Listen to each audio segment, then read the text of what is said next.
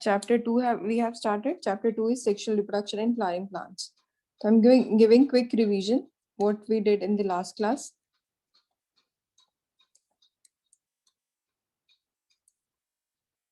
Sexual reproduction in flowering plants.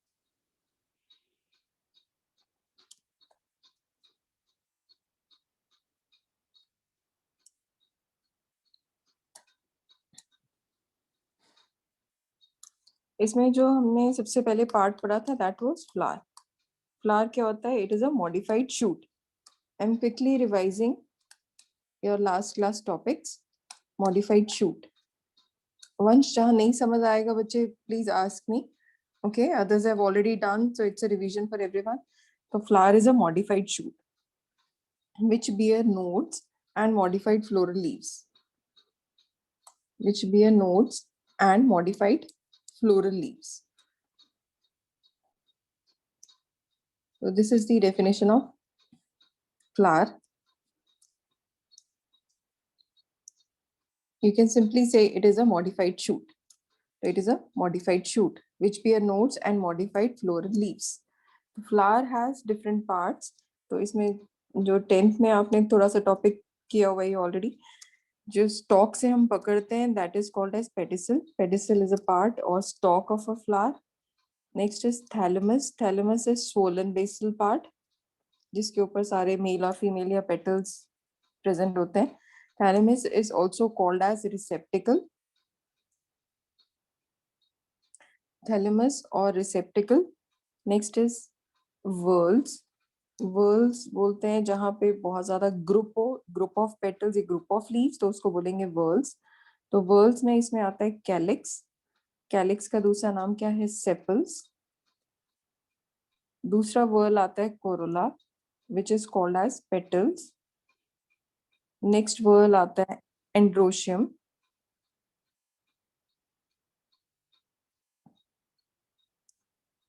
Androecium, which is called as male reproductive whorl. Male के लिए sign आएगा arrowhead circle के ऊपर. और lastly आता है gynoecium, which is called as female reproductive whorl. Female reproductive whorl. तो ये सारे whorls हैं calyx, corolla, androecium and gynoecium. Please try to log in by 3:05. Many students have joined in after 3:05, so it's better if you join by 3:05. I kept on waiting for everyone. आज बहुत सारे बच्चों ने late join in किया. It should not be there because we are doing revision. क्योंकि आप लोगों के जाते ही एग्जाम्स होंगे, तो it's better you join in on time. तो अब हमने अभी शुरू किया है हर्ष इसमें फ्लावर के बारे में. Flower is a modified shoot which bear nodes and modified floral leaves. फिर उसके बाद आपको बताया मैंने parts of flower. Parts of flower में सबसे पहला आता है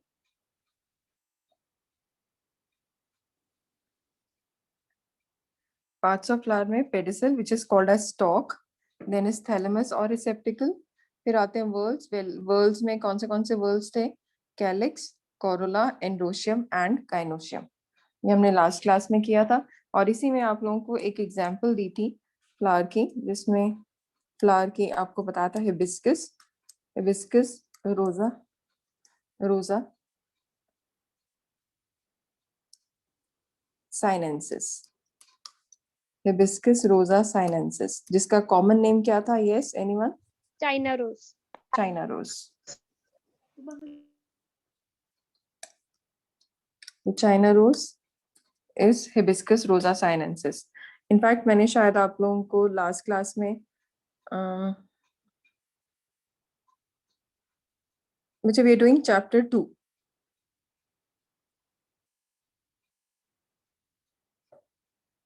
तो Hibiscus rosa sinensis.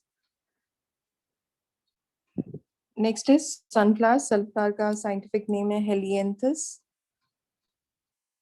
anus. Helianthus anus is a scientific name for sunflower. ये भी सबसे एडवांस फैमिली है. ये आप लोगों को याद करना है. सबसे एडवांस फैमिली कौन से फ्लावर की है? सनफ्लावर. ओके, So मुझे हम ये कर रहे हैं अमन, we are doing revision from chapter 2 only. Okay.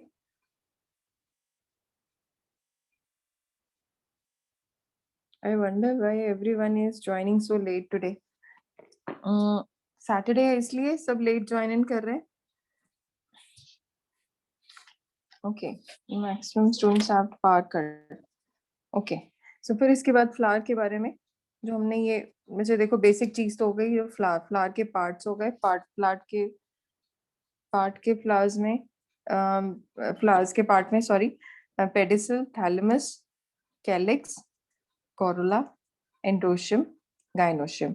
आप लोगों को डायग्राम आएगा, it is given draw diagram of flower and describe its parts. तो आप लोगों को ये वर्ड ये भी लिखना है जो आपकी स्क्रीन पे लिखा हुआ है, and then you have to make the diagram also. फिर उसके बाद आते हैं इससे पहले चेंजेस क्या होंगे, pre fertilization changes. I am going bit quick क्योंकि लास्ट बहुत डिटेल में हम पढ़ चुके हैं. Pre fertilization changes and we'll start with male part which is stamen. Male part से हम स्टार्ट करेंगे. Male part consist of anther and filament. सभी को पता है इस बारे में, anther and filament. And in case of anther, in case of angiosperm, आप लोगों को ये बताया था लास्ट क्लास में. एंजियोस्पर्म का जो एंथर है ये आपको नीट के लिए याद करना है. एंजियोस्पर्म का एंथर है बाइलोब्ड एंड डाइथीकस. इसका मतलब क्या था, बाइलोब्ड इसलिए because you can see from the diagram दो लोब्स हैं, एक ये लोब है, एक ये लोब है. एंड डाइथीका का मतलब क्या हो गया, two layers. It has two outermost covering. मतलब जब हम ड्रॉ करेंगे इसको, इसका स्ट्रक्चर को, then you will get to know कि it has two layers, epidermis and endothecium. और जब हम इसके सेक्शन को काटते हैं in longitudinal section, it forms tetra sporangia. अभी I'll make diagram, then it will be more clear to you. तो bilobe dithecus tetrasporangiate anther is present in case of angiosperms. और जो स्पोरेंजिया है उसके अंदर प्रोड्यूस होते हैं pollen grains.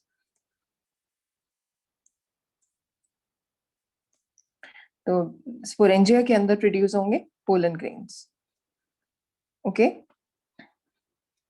Yes Tanvi, clear है बेटे. और अगर हम डायग्राम ड्रॉ करेंगे इसके अंदर, तो अगर हम मेल पार्ट का, जैसे ये सपोज ये एंथर है, जब इसका सेक्शन काटोगे इसको हम नाम देते हैं माइक्रोस्पोरेंजिया, बिकॉज माइक्रोस्पोर्स प्रोड्यूस करते हैं. माइक्रोस्पोर्स, ओके तन्वी, माइक्रोस्पोर्स जो है they are called as pollen grains. तो अगर हम इसका माइक्रोस्पोरेंजिया का अगर हम स्ट्रक्चर देखें तो it is circular in outline with different types of layers. अगर आप देख रहे हो ये पार्ट, एक ये है, एक ये है, इन दोनों के नीचे था फिलामेंट. अगर हम इसका सेक्शन काटेंगे then it will be like this, एक लोब ये, एक लोब ये. तो there are two lobes,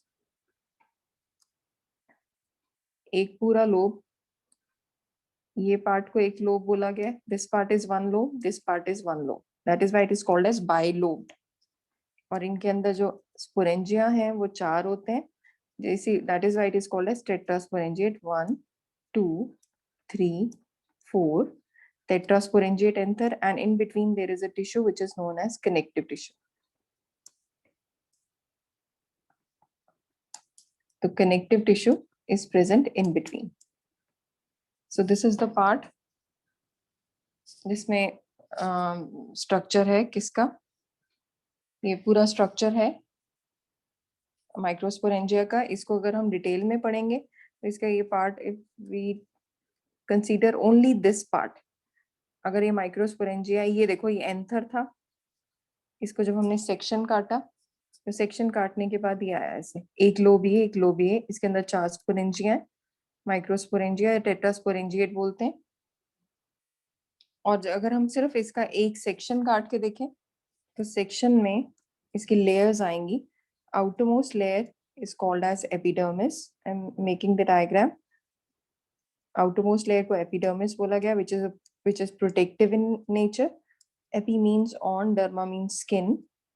The epidermal layer, epidermis, फिर उसके बाद दूसरी लेयर कौन सी थी, endothecium. Again it has thickenings which protected from desiccation, बचाते हैं ये बाहर के एनवायरनमेंट से.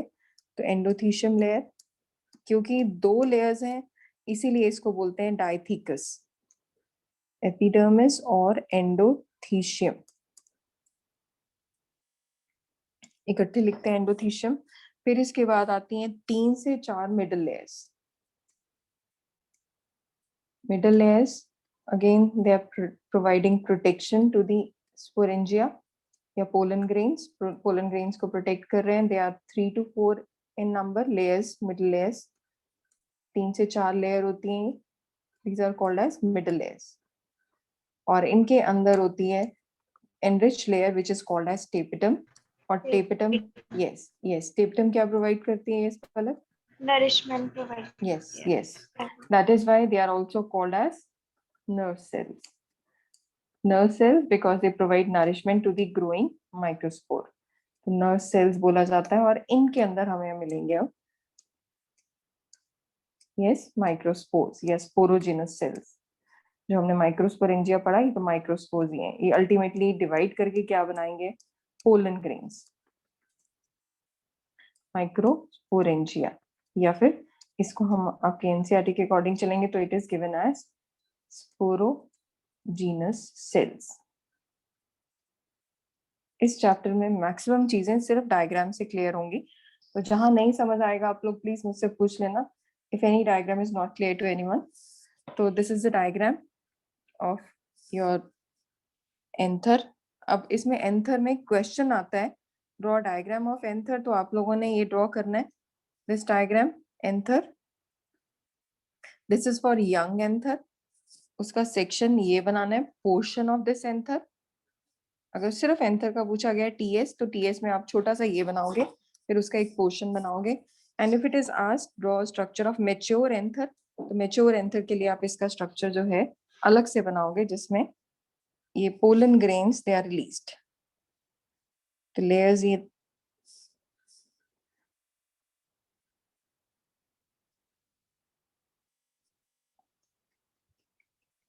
बाहर की लेयर एपिडर्मिस, इसके अंदर सारा ये कनेक्टिव टिश्यू आएगा. और इसी के अंदर जो लेयर्स हैं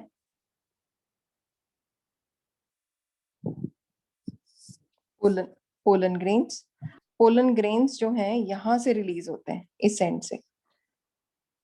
तो release of mature pollen grains from this part, this is called as pollen grains.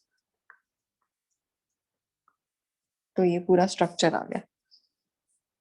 Clear everyone? तो इसमें ये लेयर्स वही हैं सारी, एपिडर्मिस, एंडोथीशियम, वही लेयर्स हैं. ठीक है. फिर उसके बाद वही टेपेटम, सारी लेयर्स वैसी की वैसी हैं. सो अगर आपको क्वेश्चन आता है draw diagram of young anther या draw diagram of anther, then you have to make these 2 diagrams. और स्पेसिफिकली अगर मैच्योर आता है तो आपको ये पोलन ग्रेन्स इसमें रिलीज करने हैं. Okay, so I'm moving to next page. Clear everyone? Yes. Yes, ma'am. Okay. Yes, Vansh, clear है बेटे? Yes, ma'am. Okay, good. बाकियों के लिए तो सबको समझ आ रहा होगा, बिकॉज हमने लास्ट क्लास में इसको डिटेल में पढ़ा था.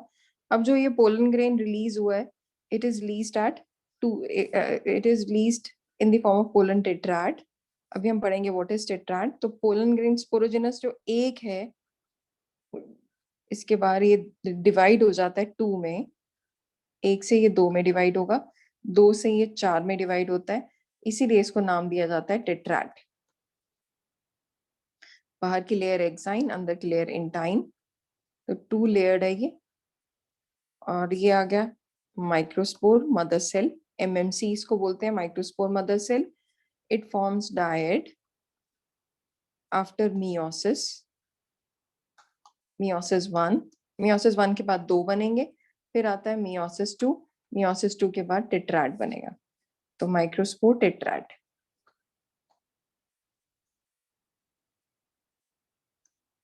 पहले डायड बना, फिर टेट्राड बना. तो ये यहाँ पे जो विद इन स्पोरोजिनस टिश्यू, ये देखो ये स्पोरोजिनस टिश्यू है. Sporogenous tissue, it undergoes meiosis to form microspore dyad. Then microspore tetrad, तो इसका मतलब ये सारे जितने भी हैं दे आर माइक्रोस्पोर टेट्राड्स। ये 4 रिलीज होंगे। अगर मैं इसको एक को बड़ा करके देखते हैं तो ये ऐसे आएगा, और इनमें से ये सब अलग हो जाते हैं चारों के चारों। तो हर एक कोई टेट्राड है, पोलन ग्रेन टेट्राड फॉर्म हुए एट मेच्योरिटी। फिर उसके बाद जब ये रिलीज होते हैं, this is the stage microspore tetrad, and this microspore tetrad will release 4 pollen grain. Mature pollen grain एक, इसका ये पार्ट निकाल के देखा है, तो it has 2 layers, intine and exine. Outermost layer is known as exine, inner layer is known as intine. और exine और intine जहां absent होती है, exine absent होती है intine के ऊपर, that layer is called as, that part is called as germ pore. germ pore एक ऐसा region है, germ pore PORE, एक ऐसा region है जहां पे pollen tube form होती है। germ pore में आपको exine नहीं मिलेगी, और exine जो है protect this pollen grain from desiccation, environment से बचाती है और टफ कंडीशन से बचाती है। और इसके अंदर 2 सेल्स होते हैं, एक वेजिटेटिव, दूसरा जनरेटिव। वेजिटेटिव और दूसरा जनरेटिव। तो pollen grain is released at 2 sailed stage. अब आप देख सकते हो, सबको समझ आ गया होगा कि ये शुरू हुआ था एमएमसी माइक्रोस्पोर मदर सेल से, डिवाइड हुआ 2 में, 2 से 4 में, 4 का एक कोई भी निकलता है और पोलन ग्रेन फॉर्म करेगा। This is called as microspore. ये मदर सेल थी माइक्रोस्पोर, ये अब आपके हाथ में आ गया microspore, which ultimately forms pollen grain. तो माइक्रोस्पोर ही अपने आप को डिवाइड करता है, अपने आप को ग्रो करेगा, 2 में डिवाइड करेगा, 2 में, एक वेजिटेटिव सेल है लार्ज और स्मॉल जनरेटिव, और बाहर जो है लेयर्स फॉर्म करेगा, एक्साइन और intine. Sometimes this exine layer has ornamentation, इसके ऊपर डिजाइन्स होते हैं, because of presence of special layer which is known as, Sporopollen. very good, sporopollenin. Sporopollenin is rich in protein, और इसी वजह से आप लोगों को बताया था कि इसको यूज किया जाता है एज अ प्रोटीन सप्लीमेंट। तो बहुत सारे बॉडी बिल्डर्स हैं, इवन एथलीट्स हैं, रेस हॉर्सेस हैं, they use this as a source of protein supplement, और ये टैबलेट्स की फॉर्म में भी मिलते हैं। और आपको बताया था, अगर आप इन पोलन ग्रेन्स को प्रिजर्व करना चाहते हो, then you can preserve them in, किसी भी जिंदा चीज को प्रिजर्व करना है कुछ दिनों के लिए, it should be preserved in liquid Liquid Nitrogen. yes, liquid nitrogen at minus minus 196 196 degrees Celsius. degree Celsius. Liquid nitrogen, normally ये लिक्विड नाइट्रोजन अब आजकल तो बहुत कॉमनली देखने को मिल रहा है। अगर आप किसी आइसक्रीम पार्लर में जाते हो तो वहां पे आजकल क्या कर रहे हैं, आइसक्रीम ना आपके पास सामने लाइव बनाते हैं, एक प्लेट सी होती है, मेटालिक प्लेट, उसके नीचे उसमें लिक्विड नाइट्रोजन मतलब से नीचे रखा होता है, या फिर उसको उसमें पोर इन करते रहते हैं, इट्स अ लिक्विड, और धुआं निकलता है उसमें, और जो भी चीज डाल दो, आपने सपोज डाला है पहले वो मिल्क डालेंगे, बिल्कुल हाँ, मिल्क फ्रीज हो जाएगा, फिर उसमें अगर बनाना डाला है आपने, स्ट्रॉबेरी डाला है, जो भी आप फ्लेवर, मैंगो कहते हो, जो भी करते रहेंगे वो फ्रीज होता रहेगा, इंस्टेंट फ्रीज। इसमें वो किसी भी चीज का रोल बना देते हैं। हाँ, वो roll, ice cream rolls, yes you right. तो वो आजकल चल रहा है, and it is because of this liquid nitrogen, instant freeze हो जाएगा, ठीक है। तो ये आपके पास आ गया पोलन ग्रेन। अब पोलन ग्रेन जब रिलीज होता है, that process is called as pollination. Now I am moving to next part, that is gynoecium. Please do not miss your revision classes, क्योंकि आप लोगों का फायदा होगा, इतनी क्विक रिवीजन घर पे नहीं हो पाती। गाइनोशियम और pistil, pistil is female reproductive whorl, female के लिए हम ये साइन करेंगे, ये प्लस साइन आता है, फीमेल रिप्रोडक्टिव वर्ल, और इसी को हम बोलते हैं gynoecium. Sometime they have one, it is also known as carpel, gynoecium या फिर कार्पल भी बोला जाता है। Sometimes flower has only one carpel, it is called as monocarpellary, सिर्फ एक फीमेल है मोनोकार्पिलरी, जैसे आप देखते हो फीमेल पार्ट होता है स्टिग्मा, स्टाइल एंड ओवरी, तो सिर्फ एक है तो मोनोकार्पिलरी, बहुत सारे हैं तो मल्टी कार्पिलरी। मल्टी कार्पुलरी में आप देखोगे दे आर मेनी, एक ही पे बहुत सारी फीमेल्स हैं और अल्टीमेटली यहाँ पे भी बहुत सारे हैं, तो this is called as multicarpellary. Multicarpellary में दे कैन बी फ्यूज्ड एक ही पे, तो it can be fused multicarpellary which is also known as syncarpus। और इसमें एग्जाम्पल आप लोगों को बताई थी मस्टर्ड, सरसों, सरसों के बीज अगर आपको बताओ काले बीज आते हैं, सरसों के बीज येलो मस्टर्ड सीड्स होते हैं, लेमन, लिली, इन सब में आपको मिलेंगे सिनकार्पस मल्टी कार्पुलरी ओवरी। आपके एनसीईआरटी में बहुत सुंदर डायग्राम बना हुआ है, आपके एनसीईआरटी में ऐसे जुड़ी हुई हैं सारी ओवरीज और इसको बोला गया सिनकार्पस, ये सारी जुड़ी हुई हैं ओवरीज। और कई बार होती है फ्री, फ्री मतलब ये अलग अलग हुई है, इसमें देखो जुड़ गई ना सारी, एक ही पॉइंट पे जुड़ी हुई है, दिस इज कॉल्ड एज सिन। सिन का मतलब होता है फ्यूज्ड। और it can B apocarpous, apocarpous का मतलब होता है फ्री, जैसे ये अलग अलग हैं, फ्री का मतलब ये है कि अलग अलग है, दे आर नॉट जॉइंट। इसके अंदर एग्जाम्पल आता है रोज। तो कार्पल्स के बेसिस पे different types of ovaries are there. Carpel समझ गए, carpel is female reproductive part which is also called as gynoecium और pistil. Okay, clear everyone? Yes, ma'am. Okay,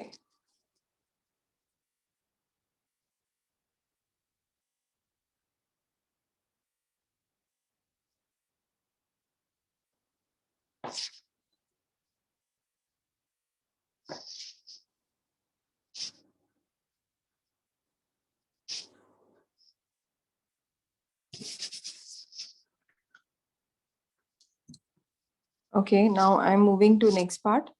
अब ओवरी के अंदर, ओवरी फीमेल रिप्रोडक्टिव पार्ट में stigma, style and ovary, this is ovary. Ovary में have single ovule, ovary के अंदर एक बीज हो सकता है, और ओवरी में हैव मेनी ओव्यूल्स, एक ही ओवरी के अंदर बहुत सारे बीज हो सकते हैं, बीज को बोलते हैं ओव्यूल्स।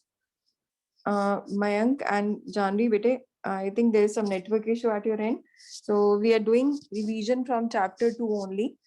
ये आप कर चुके हो, लास्ट क्लास में भी मैंने करवाया था, आई am just continuing that part. ये जानवी क्लियर हो रहा है बेटे? ये हमने अभी स्टार्ट किया है female part which is gynoecium. Janvi, am I audible बेटे?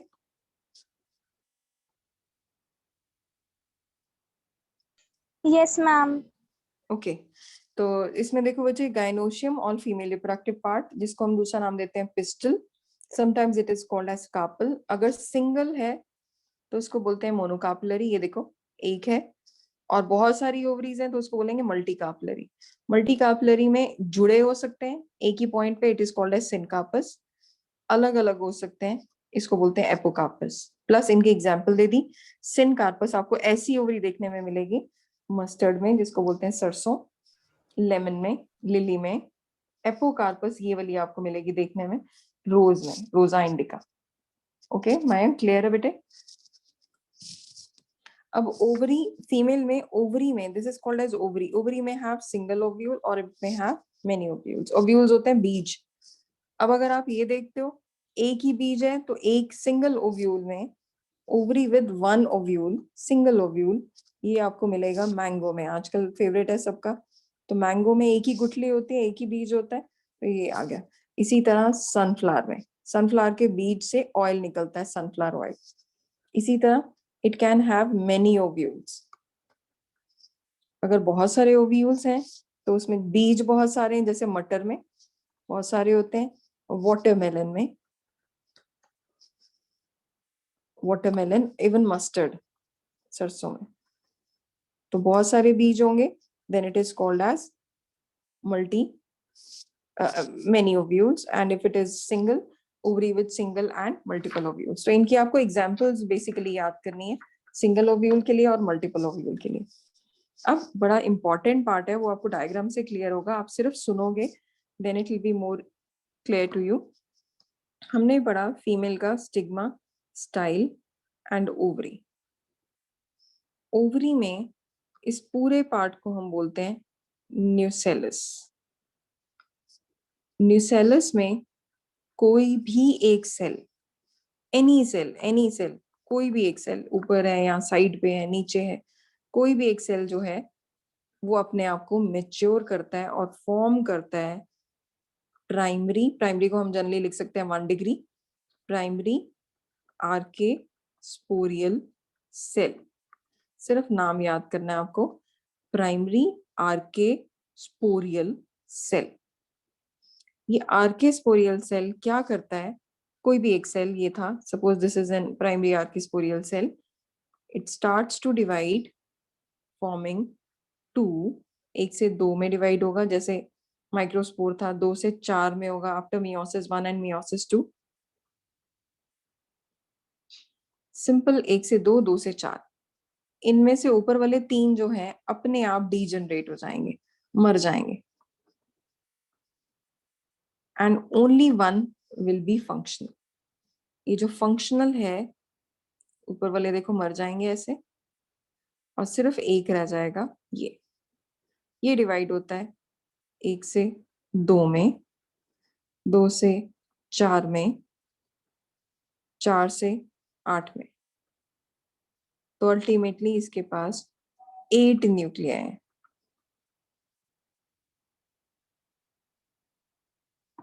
तो I am repeating, any cell within the nucellus will start behaving like a archisporial cell, primary archisporial cell।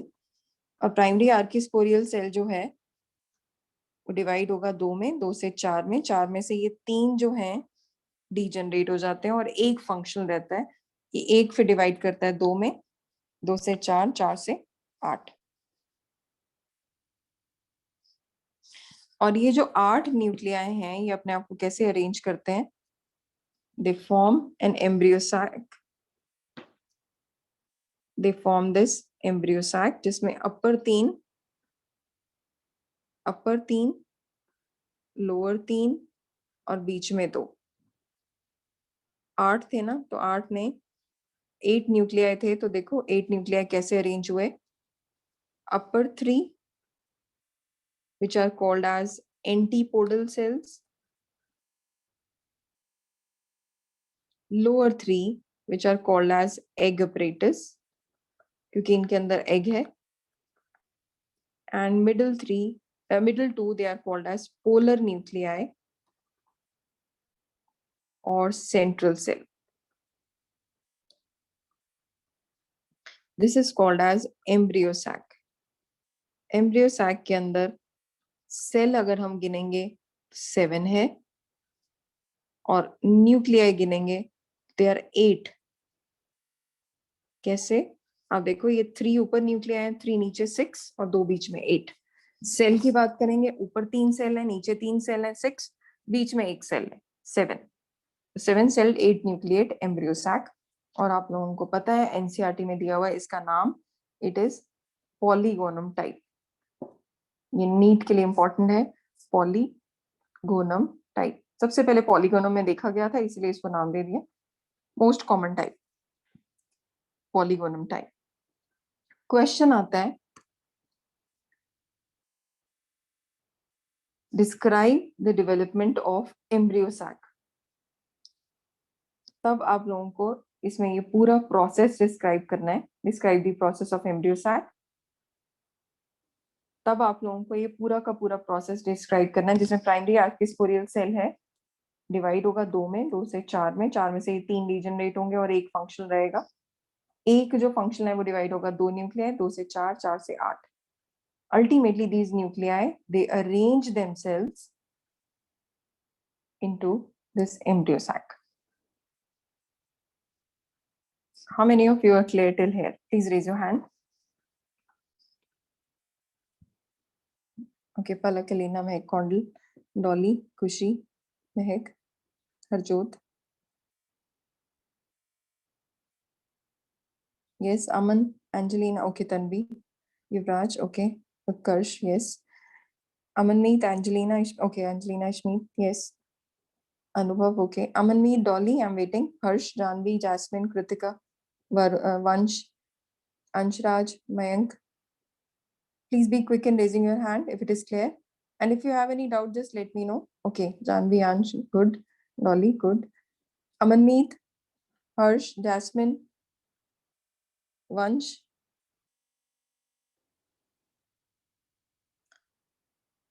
Okay, okay, very good, Vansh. ठीक है, तो everybody is clear now. I guess सबको समझ आ चुका है कि हम क्या पढ़ रहे हैं. तो फीमेल पार्ट में ये बीच में, ये फीमेल के बीच में ये यहाँ पे ये पूरा पार्ट कवर हो चुका है. एक सेल से ये पूरा एम्ब्रियो सैक बन चुका है, बाकी सेल्स डीजनरेट हो गए. अब इसी के अंदर एक पार्ट और फॉर्म होता है जिसमें स्टिग्मा, स्टाइल, ये इसको कुछ भी नहीं होगा. ओवरी जो है इसके अंदर एक पार्ट आ जाता है, एक क्वेश्चन मार्क जैसा, जिसको बोलते हैं यस Ovule. ओव्यूल और female gametophyte. In your NCERT, it is written as, it can be female gametophyte or it can be written as ovule. Ovule बीज को बोलते हैं. बीज जो है इसके अंदर प्रोटेक्टेड होगा. इसमें 2 कवरिंग्स हैं, outer integument,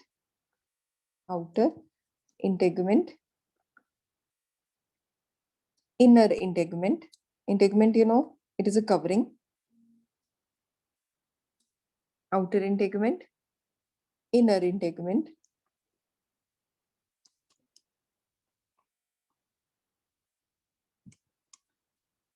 This is embryo sac. Embryo sac में कितने सेल्स थे? ऊपर 3, नीचे 3, बीच में 2. सेल एक है, nuclear 2. So this is embryo sac.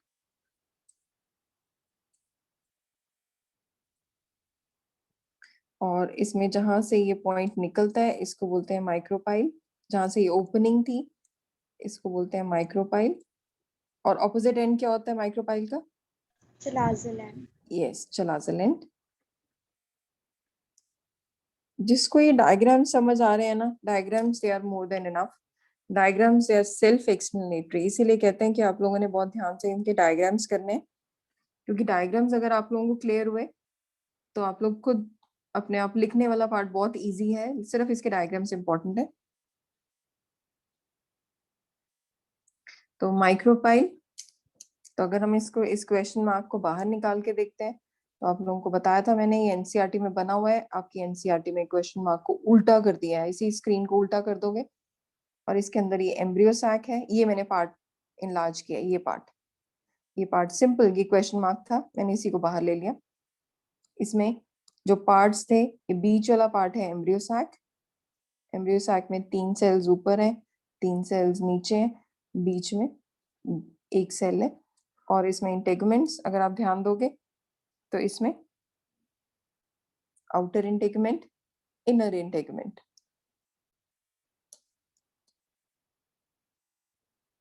Embryo sac, और ये रीजन है micropyle.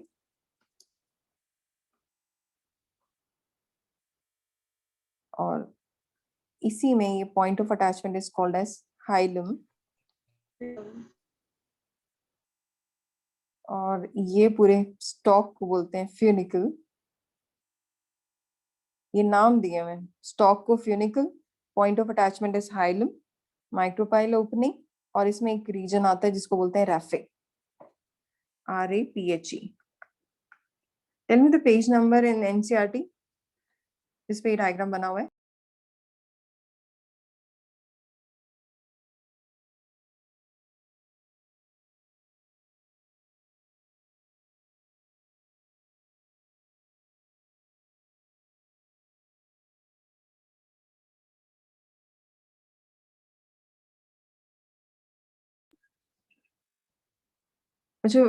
Tell me the page number on which this diagram is given. आपकी एनसीईआरटी में ना ये उल्टा किया हुआ है. अभी ये जो हमने बनाया है, दिस इज एनाट्रोपस और orthotropous. Yes, Orthotropous. yes, this is orthotropous, ovule. And I told you कि आपको एनसीईआरटी में जो बनाने के लिए अभी क्वेश्चन आएगा सीबीएसई में, draw an diagram of orthotropous. अब बच्चे कहते हैं हमारी किताब में तो एनाट्रोपस बना हुआ है। एनाट्रोपस और ऑर्थोट्रोपस में सिर्फ ये फर्क है, एनाट्रोपस में ऊपर की तरफ है क्वेश्चन मार्क, और जो अभी हमने बनाया वो ऐसे क्वेश्चन मार्क, सब कुछ same. This is ortho, this is anatropus ovule. This is given in your NCERT, anatropus ovule. I hope it is clear. तो ovule के अंदर मेजर जो चीजें थी वो ये थी, हमें चाहिए था एग जो एम्ब्रियो सैक में है, एम्ब्रियो सैक में एग अपरेटस है, एग अपरेटस में मिडल वाला होता है एग, बाकी दो होते हैं सिनर्जिड्स, ये दोनों सिनर्जिड्स हैं, सिनर्जिड्स, और एंटीपोडल 3 सेल्स हैं।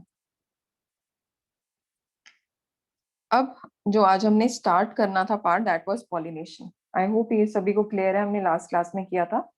Now I am going to start with the part which is pollination. Very very very important, आपकी एनसीईआरटी में 3 पेजेस का ये टॉपिक दिया हुआ है pollination. This topic is important and I am telling you कि आप लोगों को एग्जाम्पल्स भी पढ़नी है, एनसीईआरटी रीड करनी है साथ साथ। तो what is pollination? Pollination is pollen grain जो एंथर से निकला है वो स्टिग्मा पे आना।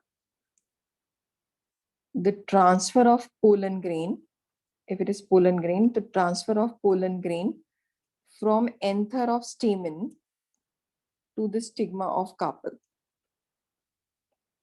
ये anther है इसका, ये stigma है। तो what is pollination? Pollination is transfer of pollen grain, this is pollen grain, from anther of stamen to the stigma of carpel. That's it. And pollination can occur by wind, water, insects, birds, animals. और अगर आपको याद हो, हमने anther जो था हमारा कहाँ से निकलता है? मेच्योर एंथर इस रीजन से निकलता है, जिसको हम क्या बोलते हैं? Who will tell me? Stomium. Very good. मैंने आपको बताया था माउथ की कोई भी ओपनिंग जो ओपनिंग होगी उसको हम माउथ बोलेंगे। तो माउथ क्या होता है? स्टोमा। हमारे में भी स्टोमा है, माउथ। तो स्टोमियम से ये pollen grains they are released. तो pollen grains they are released from stomium, और ये पोलन ग्रेन्स जो है निकलते ही at maturity they are released. Rupture होने के बाद ये स्टोमियम यहाँ से निकलेंगे, देखो ये डायग्राम में भी बना हुआ है। तो स्टोमियम ये रीजन है, दिस इज द रीजन जहाँ से पोलन ग्रेन्स नीचे गिरेंगे, और हवा है तो हवा इसको ले जाएगी। तो पोलन ग्रेन्स ट्रांसफर होंगे from anther of stamen to the stigma of carpel, this is known as pollination. Pollination can occur within the same flower. आपने इसमें बहुत अच्छे से पढ़ा हुआ है, आप सिर्फ सुनोगे क्योंकि नोट्स आपने सबने बहुत अच्छे बनाए हुए हैं। Vansh, Yuvraj, I ask others to share notes in the group, but बेटे किसी ने भी share नहीं किए notes। Anyone who has made notes, complete notes from chapter 2, please raise your hand and can share PDF also in the group. Yes, who is anyone? Anyone from the class? Yes, Angelina, Alina, anyone? Okay, Alina, please do that. Please share your notes in the form of PDF file in the group only today. Okay? So don't worry about the notes. The notes सबने बहुत अच्छे बनाए हुए हैं, don't worry, I'll ask everyone to share. And you know sharing is, yes, caring, है ना? तो self pollination, yes. एक कैस्टर सीड मैंने आपको आज शेयर करना है पिक्चर, I'll try कि अभी शेयर हो जाए। तो कैस्टर सीड, स्पिरुलिना मैंने, क्या हमने डिस्कस किया था स्पिरुलिना के बारे में? Yes? No? Okay, no. Okay, no worries. Spirulina के बारे में भी हम शेयर करेंगे, I'll share, तो I'll tell you about spirulina। हम बायोटेक में उसके बारे में पढ़ेंगे। It's an very interesting thing which is available in the market also. तो pollination, yes, pollination self मतलब उसी फ्लावर में हो रही है। अगर एक ही फ्लावर में हो रही है उसको बोलते हैं autogamy. Autogamy means same flower. अगर एक ही फ्लावर में हो रही है, it is called as self pollination. It can be गाइटोनोगैमी मतलब GEI, गाइटोनोगैमी, which is different flowers of same plant. Different flowers of same plant. मतलब अगर तो देखो एक ही फ्लावर में हो रही है, ये फ्लावर था, इसी में एक ही फ्लावर में मेल भी है और फीमेल भी है, तो आपस में पॉलिनेशन हो गई। लेकिन अगर दो फ्लावर्स हैं, एक फ्लावर यहाँ है, एक फ्लावर यहाँ है, but they are from the same plant and pollination is occurring within them, then it is called as गाइटिनोगैमी। तो ऑटोगैमी और गाइटिनोगैमी, क्रॉस पॉलिनेशन का दूसरा नाम होता है जीनोगैमी। तो कभी कभी पूछा जाता है what do you mean by xenogamy?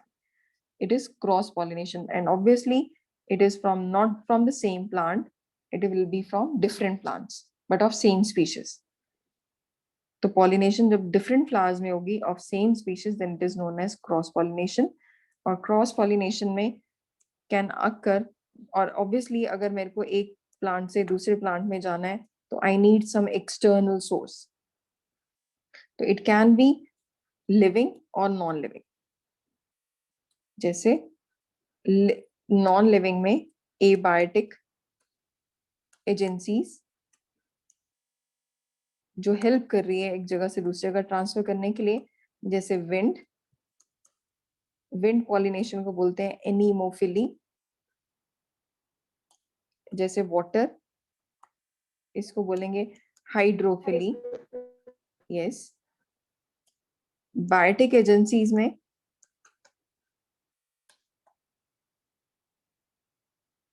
Living part की बात करेंगे, जैसे insects. If insects are helping in pollination, it is called as entomophily. It can occur by bats, जिसको हम बोलेंगे कायरेप्टेरोफिली। If they are pollinated by snails, it is called as malacophily. Phily means attraction.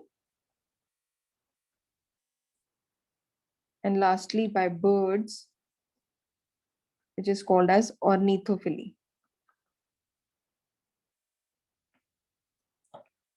So these are the different biotic agencies. Okay, so you can just you have already made the chart, but I'm just giving you a quick revision.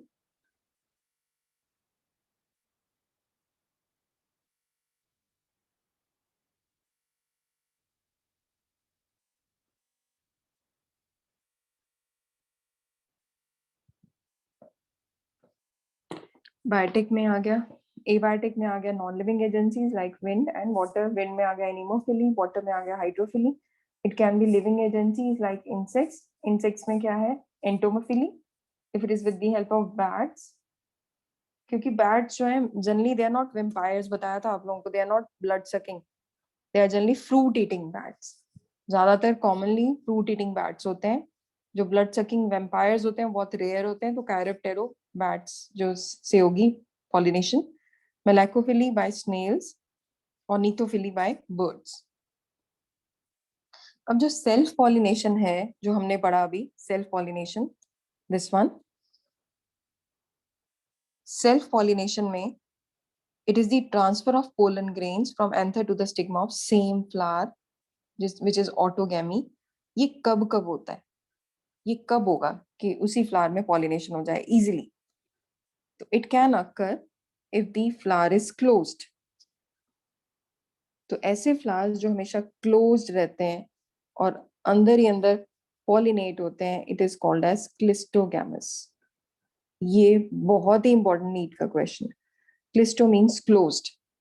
The flowers which remain closed, ऐसे flower अगर बंद ही है तो ना कोई हवा से कुछ फर्क पड़ेगा उसको, क्योंकि अंदर ही फीमेल पार्ट है, अंदर ही मेल पार्ट है, they'll pollinate। So that is why clistogamous flowers, they will always show autogamy। और इसके अंदर एग्जाम्पल है oxalis, स्मॉल ग्रास फ्लावर्स होते हैं, ये बहुत छोटे छोटे होते हैं। another is viola, Viola mirabilis। They show autogamy, क्योंकि ये फ्लावर हमेशा बंद रहता है इसलिए they show autogamy. And anther and stigma they like close to each other. सबसे अच्छी इजीली अप्रोचेबल थिंग है जिसमें आपस में अपने आप को पॉलिनेट कर लें. Next is geitonogamy. Geitonogamy within 2 different flowers of same plant. एक ही प्लांट है, एक ये फ्लावर है, एक ये फ्लावर है. Transfer of pollen from anther to the stigma of another flower of same plant. और ये क्यों कर रहे हैं गाइटिनोगैमी? Sometime male mature earlier and female matures late. तो इसमें फीमेल मेच्योर हो गई और मेल अभी मेच्योर नहीं हुआ, तो this is how they are dependent on one another. तो गाइटिनोगैमी.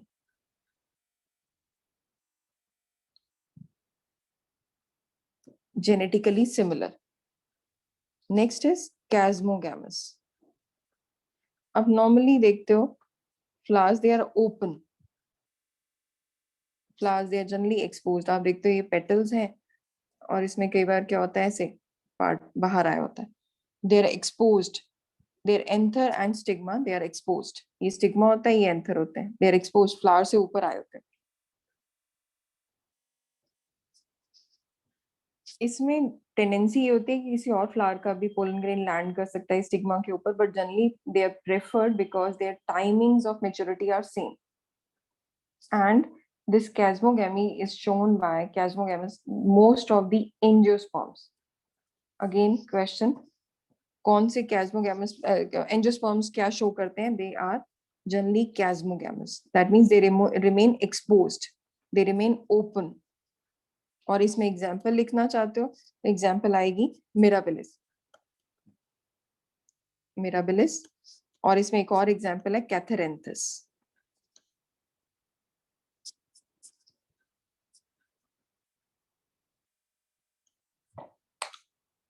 तो मिराबिलिस एंड कैथेरेंथस.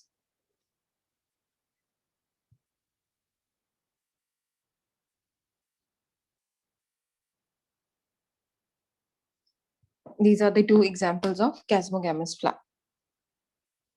तो ये आपके पास आए ऑटोगैमी के. ऑटोगैमी मतलब when the pollination is occurring within the same flower. Autogamy self pollination कह दो या ऑटोगैमी कह दो. ऑटोगैमी is shown by जिसमें वो अपने ही फ्लावर में हो रहे थे, या तो कैस्मोगैमस या फिर क्लिस्टोगैमस. और गाइटिनोगैमी बताया if the maturity times they are different. और एग्जांपल्स आप देख चुके हो तीनों के. The generally gaitynogamy is shown by these 2 also because they are exposed. Clistogamous तो नहीं show करेंगे, but this chasmogamous. Next type कौन सी थी इसके अंदर? Xenogamy. What is the another name for xenogamy? It is yes Cross pollination. cross pollination. तो cross pollination और xenogamy. तो cross pollination क्या होता है? When pollination is transfer of pollen from anther of one flower to the stigma of another flower.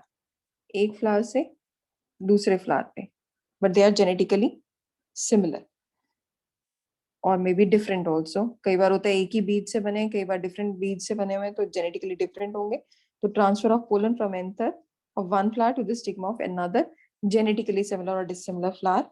और हमेशा ऐसे flowers जो 2 डिफरेंट फ्लावर्स हैं जो क्रॉस पॉलिनेशन कर रहे हैं. क्रॉस पॉलिनेशन अभी मतलब बताया, इसका दूसरा नाम xenogamy. They are better because they have characteristics of different parents. तो इसीलिए they are helpful in genetic variability. Genetic variability. Why genetic variability? Because they have variations of both the parents. और इसके लिए क्रॉस पॉलिनेशन के लिए external agencies are required. वो हम पढ़ चुके हैं, एबायोटिक और बायोटिक. ये हमने क्रॉस पॉलिनेशन के अंदर ही टॉपिक किया था. ये इसी के अंदर आएगा. ये क्रॉस पॉलिनेशन के अंदर एबायोटिक और बायोटिक एजेंसीज. और आप लोगों ने ये डिटेल में पढ़ा था. अब सुनोगे पहले, फिर उसके बाद, क्योंकि ऑलरेडी सबने लिखा हुआ है, नोट्स इसके बने हुए हैं, तो I am just going to give you important points. Anemophilous flowers. Anemophily मतलब विंड. मैंने आपको बताया था जो बुड्ढी माई के बाल उड़ते हैं, आप देखते हो जनरली जो पोलन उड़ते हैं, वाइट वाइट बाल उड़ते हैं, तो आप कहते हो कि वो बाल बहुत स्टिकी होते हैं, सबने देखे होंगे वो, that is pollen grain only. तो pollen grains they reach stigma with the help of wind. अब पोलन ग्रेन्स जब वो प्रोड्यूस हुए, suppose this flower is producing lot many pollen grains and they are released in, they are like hair and they are produced. अब wind के साथ चले गए, आधे से ज्यादा तो नीचे गिर जाते हैं, आपके हाथ पे लगे तो वो आधे से ज्यादा वो वेस्ट हो गए. तो और शायद एक जो दूसरा कहीं बहुत दूर फ्लावर लगा उस पे जाके ये स्टिक करेगा. तो या तो इसके साथ स्टिक कर जाएगा या फिर सारे के सारे इसको क्रॉस करके नीचे गिर जाएंगे, इस तक कोई पहुंच ही नहीं पाएगा. तो इसीलिए इसको बोलते हैं हिट और अ मिस मेथड. या तो हिट करेगा इसको सीधा या फिर इसको मिस कर देगा. तो हिट और a miss affair. In case of Anemophilus, that means pollination by wind, large number of pollen grains are produced. ना कोई कलर है इसके अंदर, ना कोई फ्रेग्रेंस है, ना कोई अट्रैक्शन है. तो ये सारी चीजें इसके अंदर क्यों एब्सेंट है? बिकॉज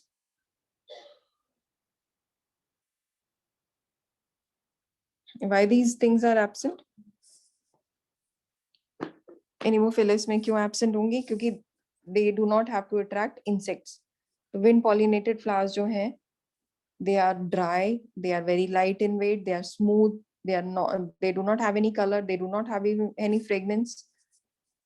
और इसमें एक एग्जाम्पल आती है जो आप लोगों को याद करना है, tassels of maize.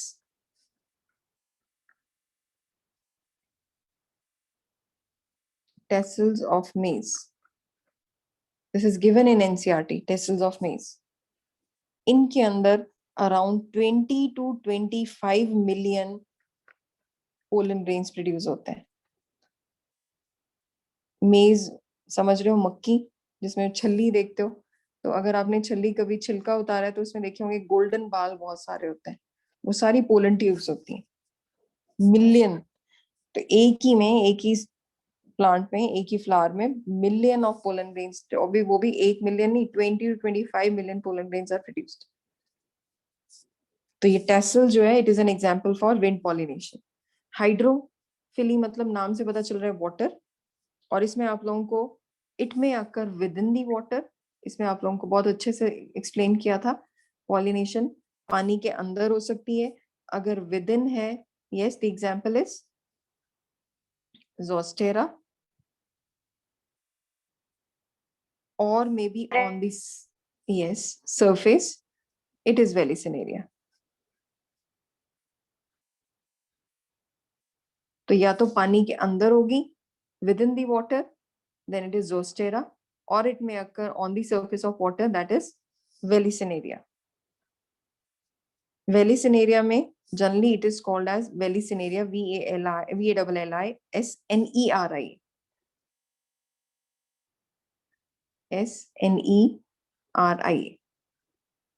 Vallisneria जो है, it is also called as ribbon weed. और अगर आप लोगों को याद हो, हमने बड़े अच्छे से इसके डायग्राम्स भी किए थे कि इसमें वेलिसिनेरिया में फीमेल फ्लावर जो है, female flower, this is male, this is female. तो फीमेल फ्लावर रीचेस, इसमें मेल थोड़ा सा शॉर्ट होता है, female flower reaches the surface of water and becomes almost straight. तो female, they are attached to the soil. Female जो है that reaches to the surface because it has elongated जो stalk. Male part जो है, it becomes free. ये male part होता है, ये फ्री हो जाएगा, कट जाएगा इससे, and it moves to the top. और जो ये मेल पार्ट है, because of the depression in water, ये फीमेल पार्ट जो है पानी में, फ्लावर थोड़ा हैवी होता है तो पानी ऐसे आ जाएगा, और जो ये मेल पार्ट रिलीज हुआ है, because of this depression it moves towards the female part, and that is how pollination occurs, and it will fall into the depression. ये depression form हुआ flower की वजह से, तो ये male part will fall into this depression and results in fertilization. ना इसने bird को attract करना है, ना insect को, तो it is not showy, they do not have color, they do not have nectar, they just have a covering which is mucilaginous covering to protect them from water. और अगर आपको याद हो कुछ प्लांट्स हैं लोअर प्लांट्स जैसे algae, bryophytes, they are pollinated by water only. In this case water is very important even in pteridophyte. बस आप इतना याद रखो एल्गी के अंदर और ब्रायोफाइट के अंदर बिना पानी के फर्टिलाइजेशन नहीं हो सकती. So these two are very important. तो वेली सिनेरियो में मैंने आपको बता दिया इसको रिबन वीड बोला जाता है because it has elongated stem जो पानी के ऊपर आ जाती है और मेल पार्ट जो है वो रिलीज हो जाएगा और इसके डिप्रेशन में आके फॉल करेगा और that is how they show fertilization. तो हमने इसमें एबायोटिक एजेंसीज के बारे में पढ़ा. 2 डिफरेंट टाइप्स जैसे विंड और वाटर. वाटर में दोनों एग्जांपल्स हैं. पानी के अंदर भी पॉलिनेशन हो सकती है दैट इज ज़ूस्टेरा और it may occur on the surface like Vallisneria. फिर आते हैं इंसेक्ट्स के ऊपर. Pollination by insects. नाम से पता चल रहा है it is occurring by insects. And my dear friends, almost 80% of flowers they are pollinated by insects. और उनमें से भी कौन है? बीज, हनी बीज. मैंने आपको शायद बताया था कि अगर ह्यूमन बींग्स खत्म होते हैं तो कुछ फर्क नहीं पड़ेगा अर्थ को, ऑर्गेनिजम्स को, प्लांट्स को, लेकिन अगर हनी बीज खत्म होती हैं तो with in a span of few months और मे बी 1 ईयर पूरी की पूरी लाइफ खत्म हो जाएगी. Because this is the reason that 80% of plants they are pollinated by bees all over the world. और अगर उन्होंने bees को attract करना है, they should be showy, they should be colorful, they should produce nectar. Insect 3 चीजों के लिए आते हैं, या तो कलर के लिए, या खुशबू के लिए, फ्रेग्रेंस के लिए, या फिर नेक्टर के लिए. And there is one example जिसमें insects इन तीनों के अलावा, बड़े इंटरेस्टिंग बात है, जनरली जो है इंसेक्ट्स जो आते हैं इन तीनों चीजों के लिए आते हैं, या तो कलर या फिर नेक्टर या फ्रेग्रेंस. बट एक फ्लावर ऐसा है जिसका नाम है अमोर्फेलिस, सॉरी अमोर्फोफेलिस. अमोर्फोफेलिस में they visit flower in order to lay eggs. They lay eggs within the flower and in turn they show pollination. इनको फायदा हो रहा है अमोर्फोफेलिस में इंसेक्ट्स को. इंसेक्ट में एग्जांपल आती है मॉथ. मॉथ अपने अंडे ले कर देते हैं इसके अंदर और इन रिटर्न फ्लावर को फायदा ये हो रहा है कि they are helping them in pollination. Okay but कई बार क्या होता है, ये तो देखो इनमें फायदा कर रहे हैं, मॉथ अपने एग्स ले कर रहे हैं और अमोर्फोफेलिस को क्या फायदा हो रहा है, it is getting pollinated. But there are certain plants जहां पे इंसेक्ट्स